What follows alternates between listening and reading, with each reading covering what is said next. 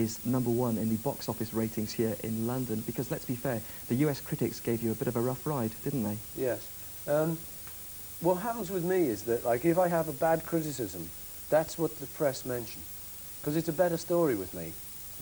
It's not a very good story if they say, oh, Paul McCartney had some very good reviews and some very bad reviews. It doesn't make a good story. So if they say, Paul McCartney's been slammed by the critics, now you're getting somewhere. It's a much better story, although it's not true. But that's not the emphasis anyway of a lot of newspapers these days. Truth is becoming slightly secondary, I think, to the... It always was.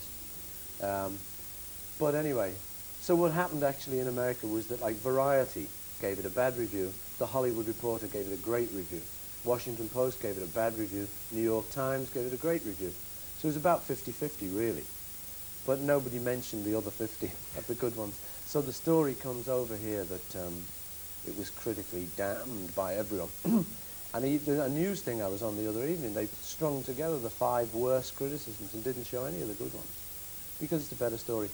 But so consequently, you know, the story has become that the critics have damned it. So it is nice for the people to like it. It was never aimed at the critics. You know, I think a film that's aimed at the critics would have to be pretty heavy intellectual drama. Would have to match up to films like On the Waterfront, you know, and Casablanca. And there's not an awful lot of pictures around that get that. I mean, you look at Spielberg's reviews, they're terrible. Just saw one this morning for Gremlins. They're just terrible. It's as if he's a jerk, you know. Well, I know he isn't, you know he isn't, but they don't. Because to me, it's like in school, it's the teachers, it's an exam.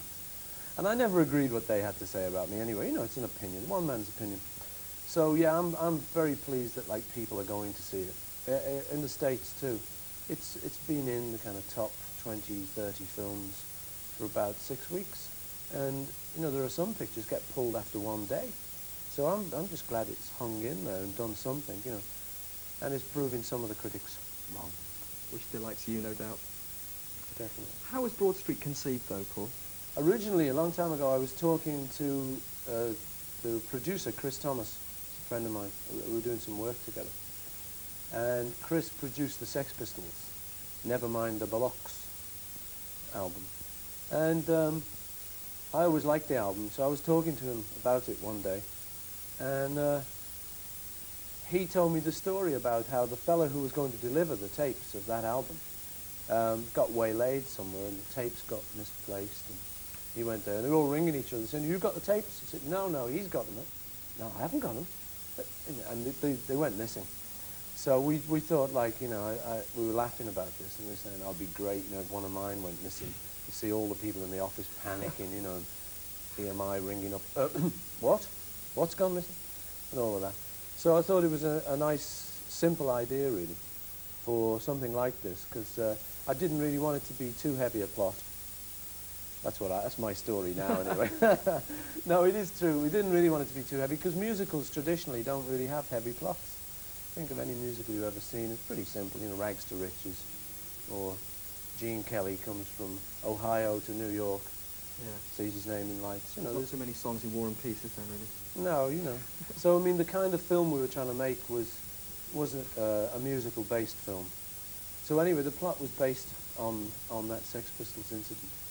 One of the scenes that sticks out in my mind from the film, Paul, is the ballroom sequence. How closely does that resemble your own teenage days? It's like, you know, when you have a dream of something, it doesn't really resemble your day, because it gets things mixed up, and it puts that there, and it puts that from over there that really happened that week, puts it in the same week as this thing. So it jumbles things up, but it's all the ingredients. And that's what ballroom is. It's like, there always used to be a fight. Nearly always, every ballroom we used to play.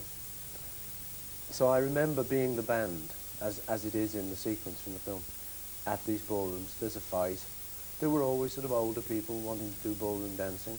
There were always these lovely big old ballrooms, which I love. But yeah, it's all my kind of, you know, memories from my childhood just muscled together.